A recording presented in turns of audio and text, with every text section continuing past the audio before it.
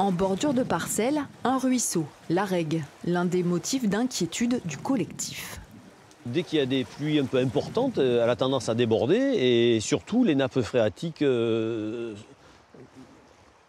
hautes nappes phréatiques se chargent d'eau et s'il y a une déchetterie, évidemment, elles seront polluées, quoi. Un risque d'inondation et de pollution, la présence d'espèces protégées sur la parcelle, un espace naturel à proximité et un forage d'eau potable à 600 mètres, le collectif a dressé une longue liste d'arguments contre l'implantation sur ce terrain de 10 000 m² d'un pôle de valorisation. Ce serait vraiment dommage de perdre ce terrain pour installer une déchetterie, même si, une fois de plus, si le projet de déchetterie est un bon projet, c'est l'emplacement que nous contestons.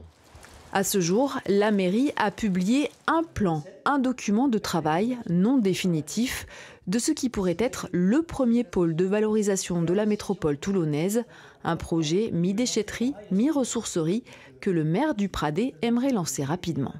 Le seul terrain qui a été identifié, c'est celui-là. Il appartient déjà à la métropole et il est prêt. Le permis de construire, la décision de justice a été en faveur du projet.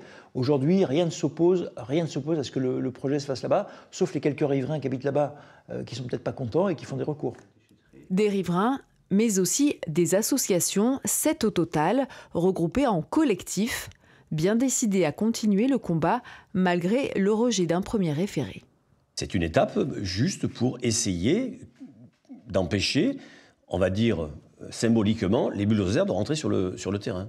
C'est la seule chose qu'on a perdue. Le fond continue, c'est-à-dire que nous sommes en attente de la décision du juge. 2 recours contre la modification du plan local d'urbanisme et contre le permis de construire doivent encore être examinés par le tribunal.